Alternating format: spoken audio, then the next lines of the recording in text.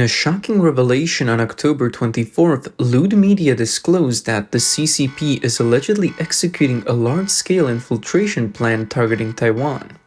According to reports, CCP operatives are being smuggled into Taiwan through four major ports: Kaohsiung, Keelung, Taichung, and Hualien, under the guise of cargo shipments. Given that dozens of cargo vessels pass through these ports daily and each ship could potentially conceal 10 to 20 agents, this infiltration effort could see hundreds of CCP personnel entering Taiwan every day. At this rate, the estimated number of operatives covertly stationed in Taiwan could surpass 10,000 within a month. More concerning is the alleged deployment strategy of these operatives. Once inside Taiwan, they're reportedly being embedded in major cities and assuming roles as, quote, traffic coordinators, allowing them to blend seamlessly into everyday life. Taiwan's urban areas, with their numerous intersections, would provide ample opportunity for these individuals to monitor key points and establish a hidden surveillance network. The backgrounds of these infiltrators are equally alarming. It is claimed that they have undergone rigorous training in a simulated Taiwanese urban environment specifically constructed for this purpose in Chifeng City, Inner Mongolia.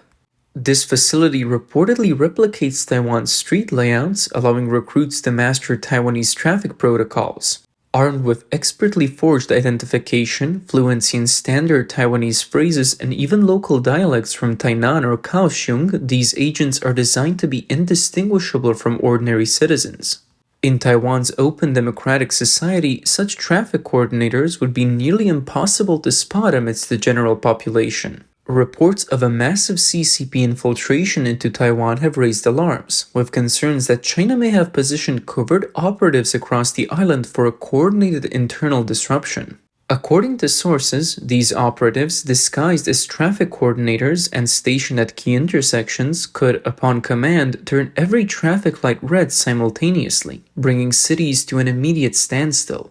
This sudden paralysis would disrupt daily life and complicate any response from Taiwanese authorities. In the ensuing chaos, these coordinators could swiftly seize control of traffic systems, effectively shutting down urban movement. Reports suggest that the CCP's infiltration network may eventually extend into Taiwan's military, forming an invisible brigade within its ranks.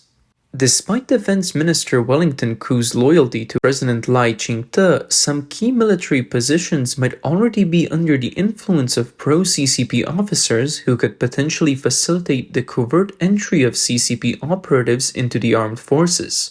At a critical moment, these hidden agents within the military could coordinate actions to ground Taiwan's fighter jets and disable missile systems, effectively paralyzing Taiwan's defense capabilities.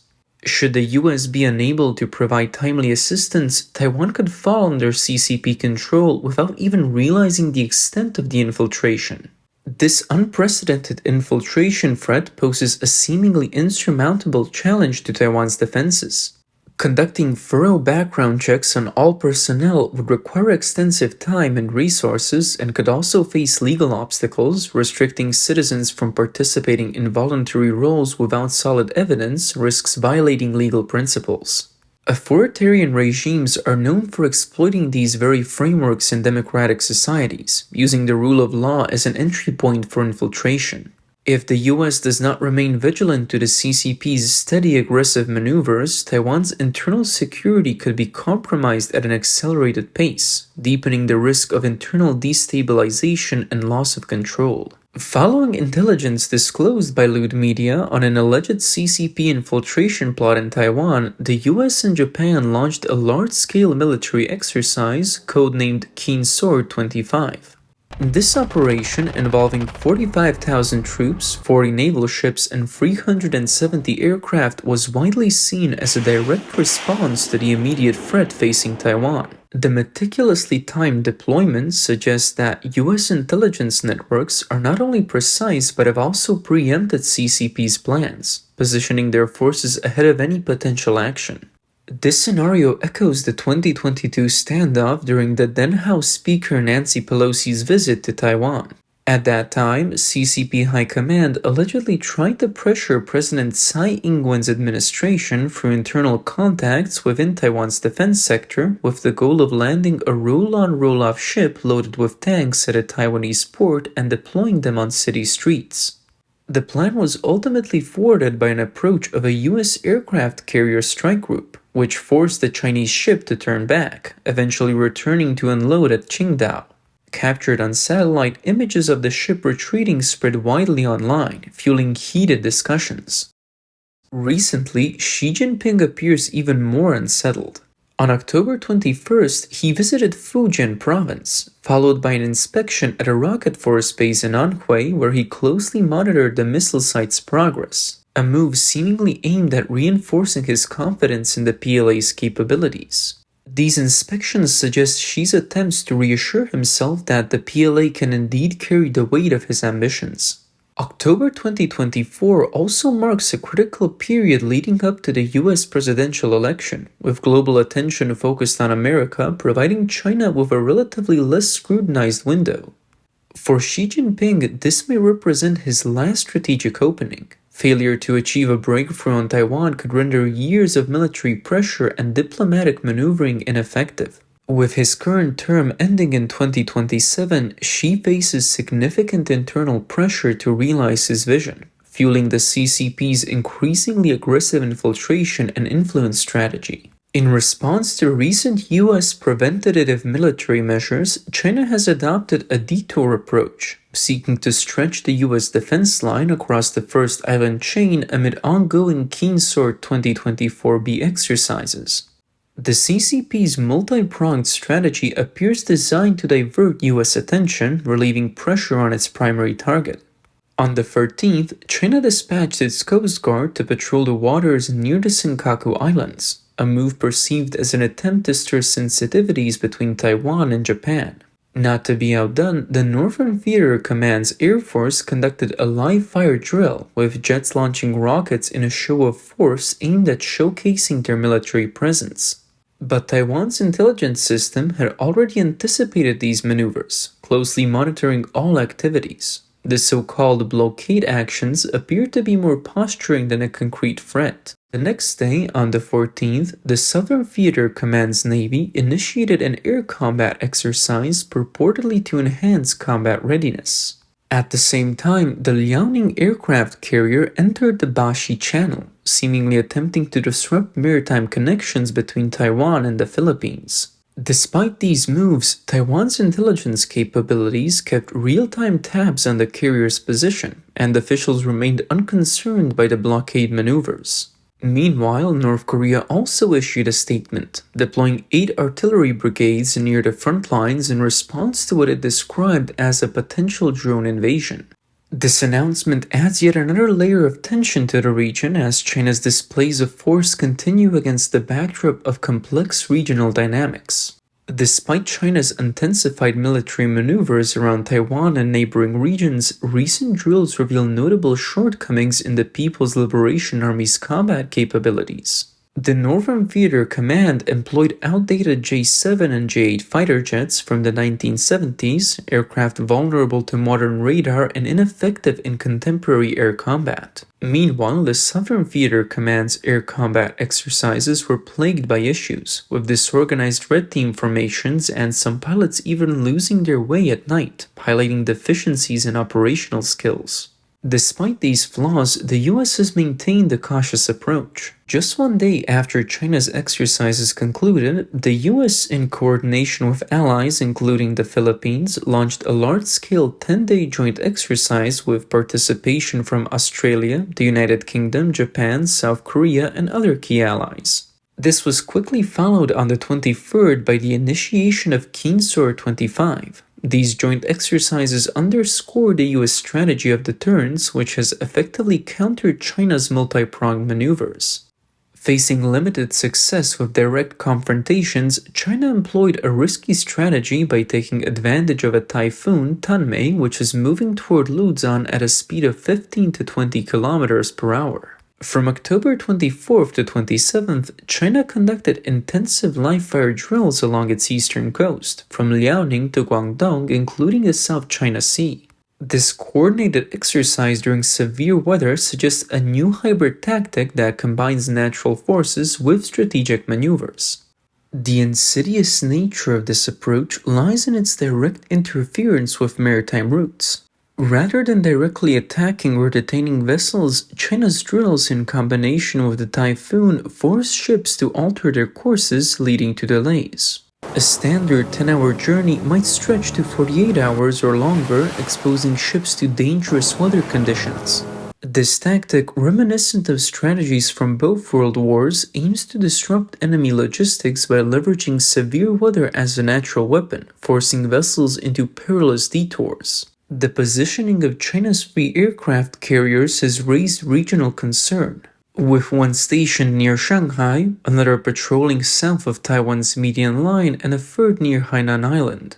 But the joint exercises between the US and the Philippines, along with synchronized US-Japan drills, have effectively countered China's strategic moves, forming a robust deterrent around these carrier deployments. Recent revelations by Lude Media highlight key insights. First, the sheer scale of CCP infiltration into Taiwan suggests an increasingly risky strategy by Beijing. Second, US intelligence appears to have a decisive advantage, anticipating each move and timing joint exercises with Japan to maximize deterrence. Additionally, internal pressures on Xi Jinping are mounting, placing him on the edge of taking bold risks. As a result, a significant shift in the Taiwan Strait's stability before the year's end is not out of the question. Taiwan's response now becomes critical. Despite President Lai's firm stance, the situation remains grave. Reports indicate CCP infiltrators are not only fluent in Taiwanese Mandarin but can also mimic regional dialects with precision, making identification nearly impossible. In a critical moment, US intervention may be the only means to prevent Taiwan from descending into a potentially catastrophic situation. In the broader geopolitical landscape, China is finding itself increasingly on the defensive. During a recent visit to the Middle East, US Secretary of State Antony Blinken held in-depth talks with Israeli Prime Minister Benjamin Netanyahu, outlining strategic actions and delivering a clear message to Arab nations. Genuine security comes from US support. When Houthi forces made a move, US B-2 bombers promptly struck 5 weapon depots.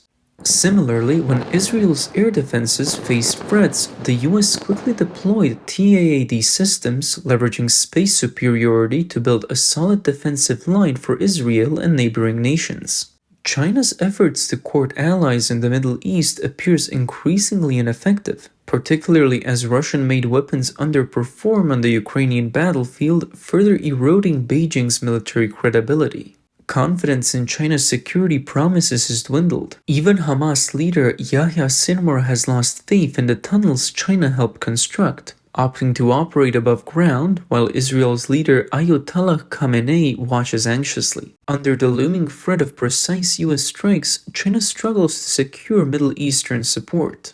The dynamics in the South China Sea also signal a shift. On October 21st, Indonesian Coast Guard ships directly confronted a Chinese Coast Guard vessel in a scene that foreshadows future resistance. Indonesia deployed an MCA patrol vessel, along with patrol aircraft and naval boats, successfully pushing a 1,000-ton Chinese vessel out of its exclusive economic zone. As the largest Southeast Asian nation takes a stand, it is likely only a matter of time before other Asian countries follow suit. Despite China's financial diplomacy, many of these nations understand that when the time comes, Chinese yuan may lose its appeal and Beijing's promises will not suffice as a security guarantee. Ironically, China's credibility on the international stage has long been in tatters. In 2015, Xi Jinping promised at the White House that China had no intention to militarize the Spratlys. Yet within a few years, the Spratlys became a heavily fortified zone.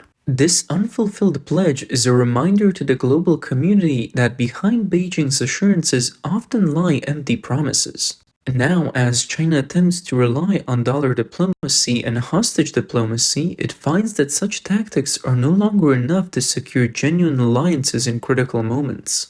Caught between tensions in the South China Sea and the Taiwan Strait, China faces a prisoner's dilemma. If it were to use force against Taiwan, it risks harsh Western sanctions and high-stakes conflict along the first island chain. On the other hand, seeking a peaceful resolution would increase domestic political risks and potentially alienate Russia, its last remaining strategic partner. Even if China opts to wait, the encirclement by US-Japan alliances continues to tighten, eroding its regional influence. To escape this predicament, China has played a high-stakes card, fueling instability on the Korean peninsula to divert US attention. According to credible reports, China has provided North Korea with $100 million in resources, while Russia has supplied $200 million in military aid, including tactical nuclear weapons and submarine-launched missile technology as confirmed by Ukrainian intelligence. In return, North Korea has reportedly deployed troops to support Russian forces, with thousands of Korean-speaking soldiers now appearing on the Ukrainian front lines, confirmed by both Russian social media and Ukrainian sources. However, for North Korea, this support carries substantial risk. While it seems to bolster Russia, deeper involvement could lead to severe repercussions. The Kim dynasty has maintained power in North Korea for 3 generations. This is not due to extraordinary leadership, but because major powers have indirectly preserved its rule to maintain balance in East Asia. North Korea and Russia's current alliance appears to be an attempt to gain from the turmoil. Yet if the rewards were truly great, why have countries like Belarus, Chechnya, and Iran refrained from sending troops? They know that supporting Putin beyond a certain point risks opening the door to Russian interference in their own affairs. North Korean soldiers on the Ukrainian front are reportedly viewed by Putin as expendable resources with expectations for continuous reinforcements. If Kim Jong-un's regime cannot sustain this deployment, Putin might exert pressure on North Korea, potentially even threatening a leadership change. In such a scenario, Kim's nuclear arsenal might not deter Putin. Russia's nuclear capabilities far exceed those of North Korea, and Putin, facing his own challenges, could adopt a nothing-to-lose mentality. Kim, squeezed by both external and internal pressures, could be forced by Putin to incite a crisis on the Korean peninsula, redirecting global focus away from Ukraine. This aligns with China's strategic intentions, creating tensions on the Korean peninsula to divert US military attention. But it's a risky move. Particularly concerning are reports of Korean-speaking soldiers on the front lines, allegedly North Korean or possibly ethnic Koreans from China. If these troops suffer heavy losses and the news reaches China, it could spark significant domestic political repercussions. From China's expansive infiltration efforts to the US's strong countermeasures and the increasingly clear stance of Middle Eastern and regional nations, all signs suggest that Xi Jinping is nearing a point of no return. His options for maneuvering are narrowing, and the US military appears well prepared to counter any escalation. For Taiwan, maintaining heightened vigilance is now crucial. This covert infiltration poses an even greater risk than a direct conflict. In the past, US forces prevented Chinese tanks from landing. Today, CCP operatives embedded within Taiwan could potentially deliver a critical blow at a pivotal moment. Countering this unprecedented threat will require close collaboration among Taiwan, the US, and Japan.